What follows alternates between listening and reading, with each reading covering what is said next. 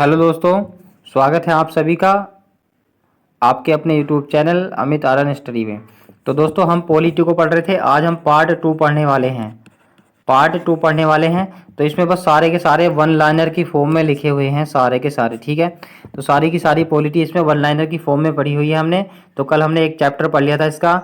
तो जिसने वीडियो पिछली नहीं देखी है, मैं प्लेलिस्ट बना दूंगा, वन लाइनर की फॉर्म में है पूरी, जाकर देख लेना। ठीक है, तो आप यहाँ से जो है, जिस किसी का भी एग्जाम हो, आप यहाँ से अंतिम समय भी में भी रिवीजन कर सकते हैं। अंतिम समय में भी रिवीजन कर सकते हैं। तो इतने इंपॉर्टेंट ये नोट्स हैं। ठीक है, तो चलिए शुरुआत करते हैं वीडियो की। जो पहली बार जुड़े हैं चैनल पर सब्सक्राइब कर लेना। तो हमने कल पढ़ लिया था संविधान सभा का निर्माण। ठीक है, संविधान का निर्माण पढ़ लिया था। आज उससे आगे को पढ़ते हैं। संविधान सभा में पंडित जवाहरलाल नेहरू ने 13 दिसंबर 1946 को उद्देश्य प्रस्ताव पारित किया था। तो उद्देश्य प्रस्ताव प्रस्तुत कब किया गया था? 13 दिसंबर 1946 को। किसने किया था? पंडित जवाहरलाल नेहरू ने, जो बाद में जाकर भारतीय संविधान की प्रस्तावना बन गई। तो संविधान सभा को इसके इसके कब पारित किया गया? तो 22 जनवरी 1947 को उद्देश्य प्रस्ताव को पारित किया गया था। पेश कब किया गया था? 13 दिसंबर को। पास कब किया गया था? 22 जनवरी 1947 को। ठीक है, यानी कि अगले साल, जस्ट अगले महीने में, संविधान सभा के द्वारा। उसके बाद भारतीय संविधान के किस भाग को संविधान की कुंजी तथा संविधान की आत्मा कहा है? तो संविधान की आत्मा, संविधान की कुंजी किसे कहा है दोस्तों? संविधान की कुंजी तथा संविधान की आत्मा कहा है प्रस्तावना को। संविधान की प्रस्तावना को कहा है। ठीक है, उसके बाद भारतीय संविधान की प्रस्तावना को किसने आत्मा के नाम से संबोधित किया है? तो डॉक्टर ठाकुर प्रसाद भार्गव ने संविधान की जो प्रस्तावना है उसे क्या कहा है? आत्मा कहा है। डॉक्टर ठाकुर प्रसाद भार्गव ने इसे संविधान की आत्मा कहा है, प्रस्तावना को। उसके बाद भारतीय संविधान के किस भाग में इसके लागू होने की तिथि 26 नवंबर 1949 उल्लेखित किया? तो प्रस्तावना में संविधान के लागू होने की तिथि कितनी है?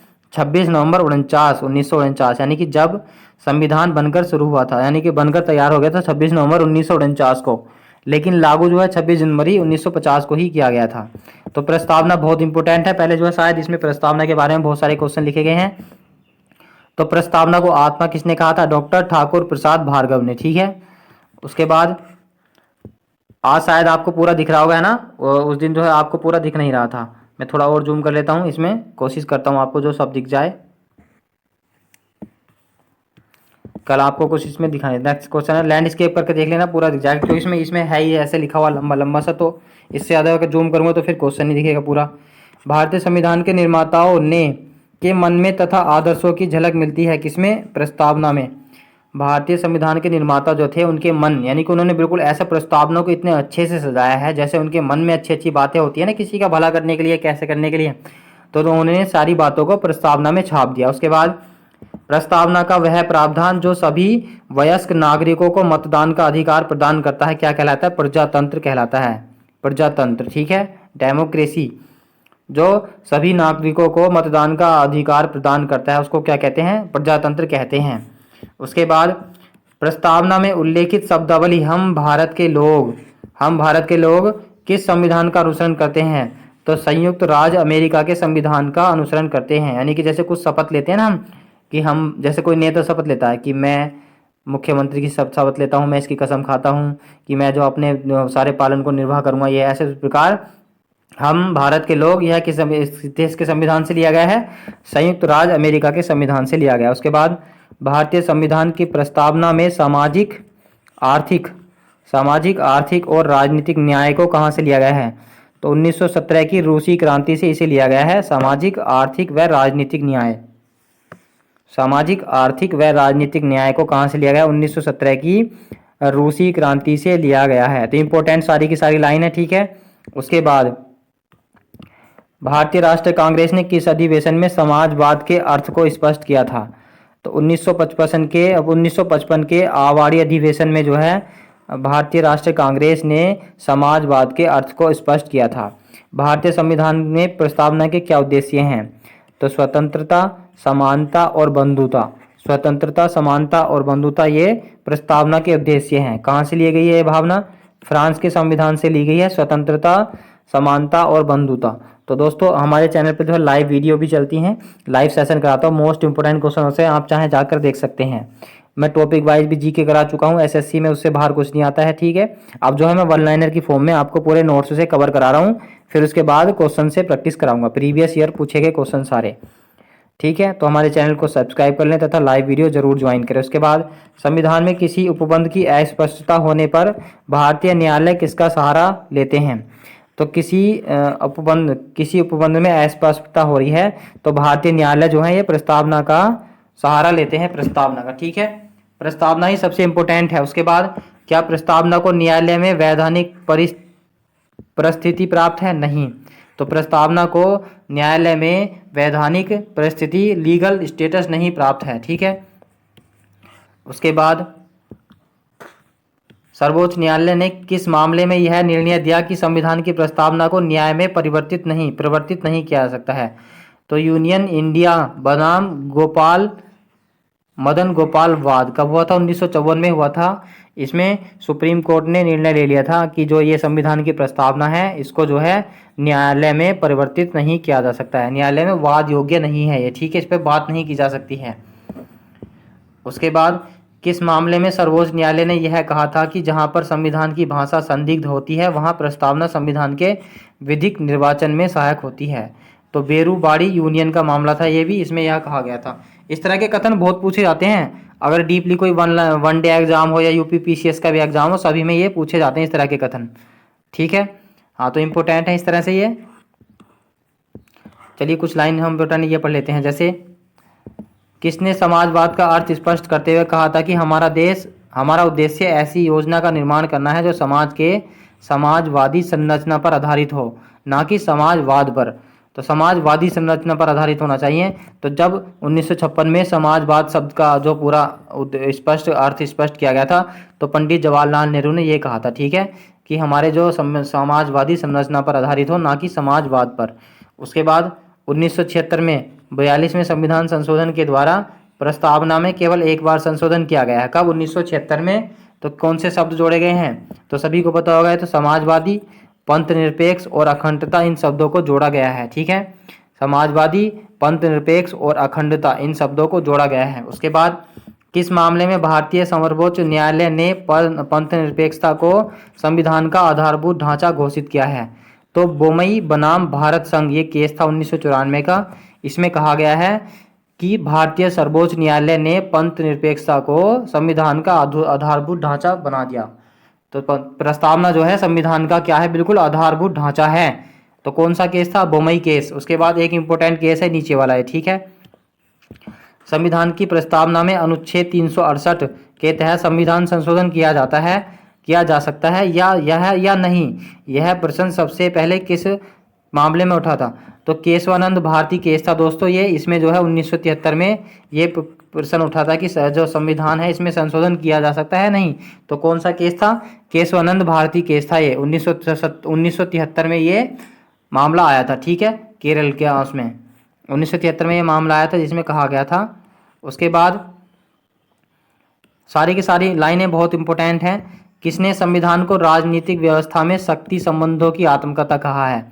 किसने संविधान को राजनीतिक व्यवस्था में शक्ति संबंधों की आत्मकथा? तो हरमन फाइनर ने कहा है, हरमन फाइनर, ठीक है।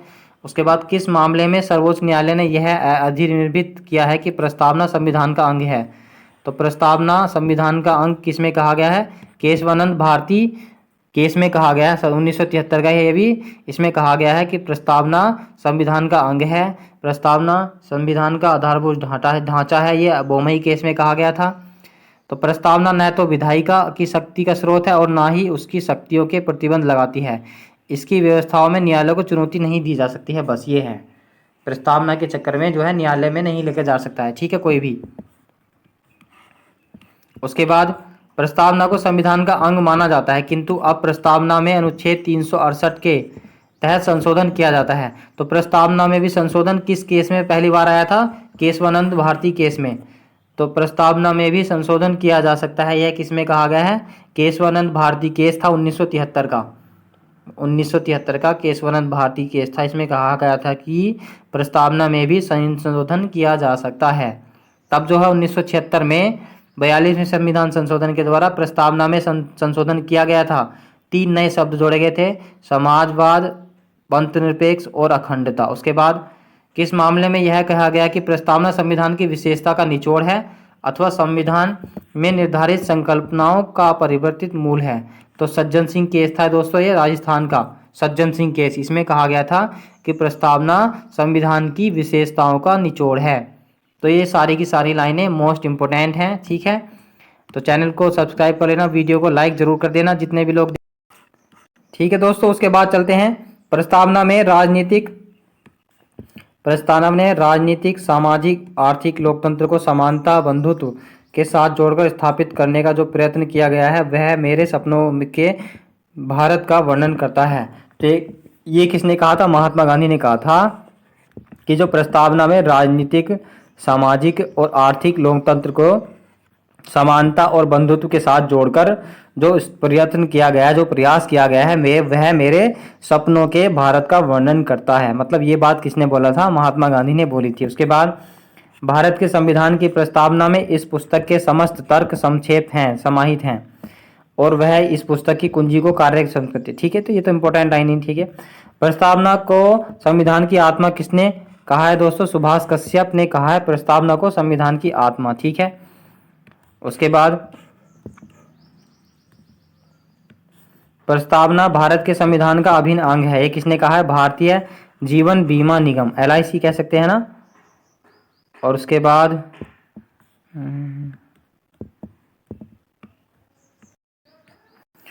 हम तो उसकी दो प्रस्तावना के बारे में बहुत सारी बातें पढ़ने के बाद अब हम पार्ट 4 पर आते हैं, ठीक है। इसकी इंपॉर्टेंट लाइन पढ़ते हैं हम।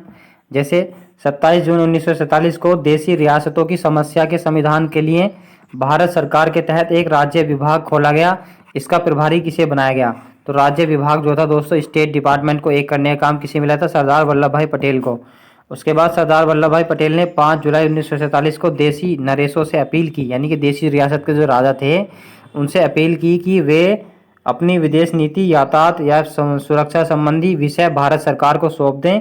इस अपील का समर्थन किसने किया? लॉर्ड माउंटबेटन ने इस अपील का जो है समर्थन किया, ठीक है। लॉर्ड माउंटबेटन के बारे में आप सभी जानते हैं, मैं रोज पढ़ाता हूँ इसके बारे में। उसके बाद किस अधिनियम में यह प्रावधान किया गया कि सम्राट और देशी रियासतों के बीच समझौते उस अधिनियम के प्रवर्तन पर स्वतः निरस्त हो जाएंगे? तो स्वतंत्रता अधिनियम कब आया था? 1947 में। इसमें क्या था? सम्राट और देशी रियासतों के जो बीच समझौते हुए हैं अपने आप ही जो है वो निरस्त हो जाएंगे, ठीक है। स्वतंत्रता प्राप्ति के समय भारत में देशी रियासतों की संख्या कितनी थी? 542 थी। 542 राजा थे। इनमें से 539 रियासतों ने स्वेच्छा से देशी राज्य विलय पत्र पर साइन कर दिए थे, ठीक है। बट किसने नहीं किए थे? 3 राज्य रह गए थे, 3। कौन कौन से? हैदराबाद, जूनागढ़ और कश्मीर। मैंने कल भी पढ़ाया था आपको ये। तो हैदराबाद, जूनागढ़ और कश्मीर इन्होंने जो है साइन नहीं किए थे। इन लोगों ने बाद में हैदराबाद को तो ऑपरेशन पोलो चलाकर जो है कराया था शामिल। उसके बाद कश्मीर के किस महाराजा ने पाकिस्तानी पठानों के आक्रमण के बाद अक्टूबर 1947 में भारत के साथ विलय संधि पर हस्ताक्षर किए? यह हरि सिंह जो था राजा, ये मना करता था कि मुझे भारत में शामिल नहीं होना है। तो तभी जो है पाकिस्तान जो है कश्मीर में घुस गया और POK वाला एरिया छीन लिया, है ना।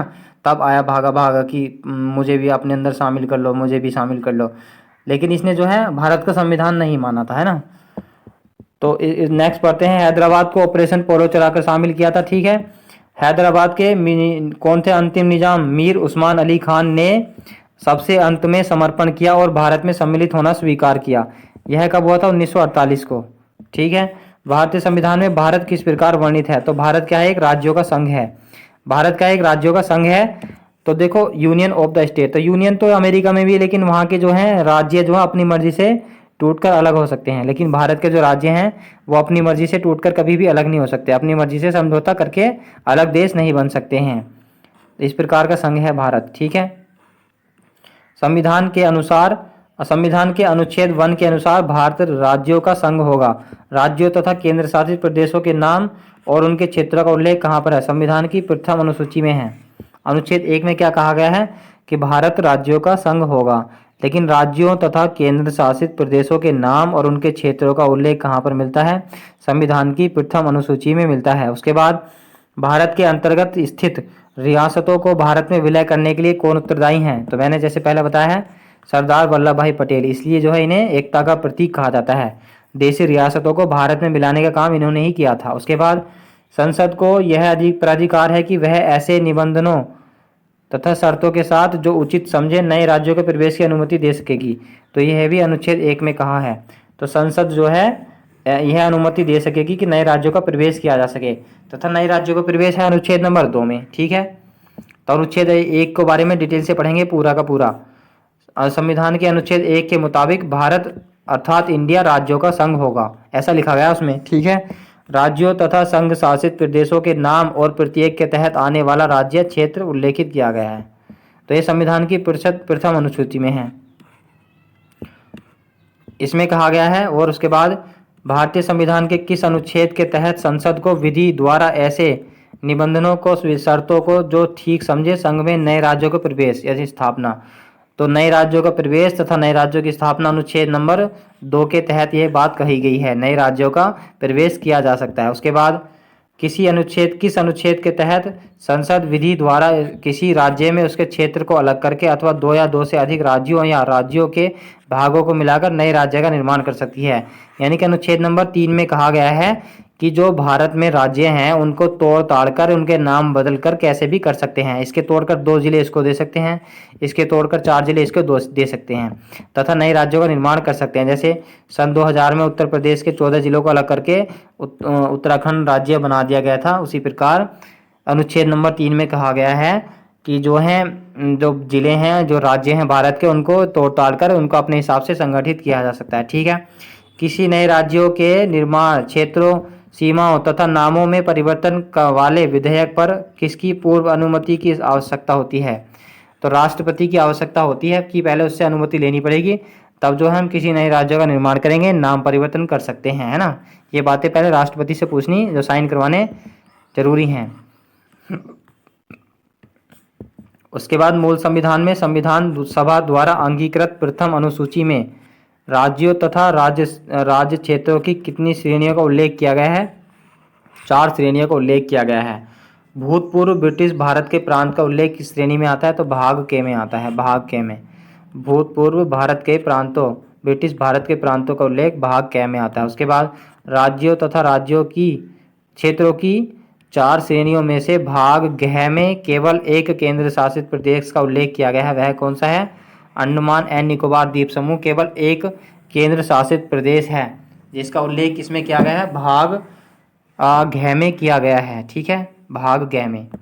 उसके बाद संसद विशेष बहुमत से संविधान के संशोधन करके भारत के किसी क्षेत्र को दूसरे राज्यों को दे सकती है। इसकी बेरूवाड़ी राज्य के क्षेत्र को भारत को पाकिस्तान को अंतरित करने के लिए कौन सा संविधान संशोधन करना पड़ा? 9वां संविधान संशोधन करना पड़ा था। बेरूवाड़ी जो राज्य था, क्षेत्र, वो पाकिस्तान को देना पड़ा था ना। ठीक है, तो 9वां संविधान संशोधन करना पड़ा था इसके लिए। उसके बाद किस संविधान संशोधन अधिनियम के अधीन राज्यों के पुनर्गठन ने भाग क और भाग ख के राज्यों का अंतर समाप्त कर दिया? तो 7वां संविधान संशोधन हुआ था, इसमें जो है भाग क और भाग ख के राज्यों को जो है जब अंत कर दिया था, क्योंकि 1956 में राज्य पुनर्गठन आयोग आया था ना। किस मामले में 9वीं अनुसूची में सम्मिलित अधिनियमों पर इस आधार पर आपेक्ष किया जा सकता है कि वे संविधान के आंतरिक संरचना को क्षति पहुंचाते हैं? तो केशवानंद भारती केस था, इसी में कहा गया है कि प्रस्तावना को संशोधित किया जा सकता है। फिर उसके बाद कुछ नई लाइन, जैसे भारतीय संघ में किसी राज्य को सम्मिलित करने का अधिकार किसके पास है? संसद को पास है। किसी राज्य को सम्मिलित करने का अधिकार किसके पास है? संसद के। राज्य पुनर्गठन आयोग कब आया था? तो 1953 में आया था। भाषाई आधार पर राज्यों का पुनर्गठन कब किया गया था? 1956 में किया गया था। आंध्र प्रदेश राज्य 1953 में किस राज्य के कुल क्षेत्रों को निकालकर आंध्र प्रदेश का गठन किया गया था? तो कुछ क्षेत्रों को, मद्रास के जो कुछ तमिलनाडु के कुछ क्षेत्र थे उनको निकालकर 1953 में आंध्र प्रदेश का गठन किया गया था, क्योंकि भाषाई आधार पर गठित होने वाला पहला राज्य कौन सा था? आंध्र प्रदेश था। उसके बाद स्वतंत्र भारत में भाषा के आधार पर पहला राज्य कौन सा था? ये ठीक है, आंध्र प्रदेश। 1956 में गठित राज्य पुनर्गठन आयोग के अध्यक्ष कौन थे? तो फजल अली आयोग थे ये, जिसमें भाषाओं के आधार पर राज्यों का पुनर्गठन किया गया था। ठीक है, तो चलिए आज के लिए बस हम इतना ही पढ़ते हैं, बाकी जो इससे अगली वीडियो में पढ़ेंगे यहाँ से आगे वो इस तरह से थोड़ा थोड़ा करके डेली हम कवर करते चलेंगे पॉलिटी को। तो आप हमारे साथ बस लास्ट तक बने रहना और चैनल को सब्सक्राइब कर लेना।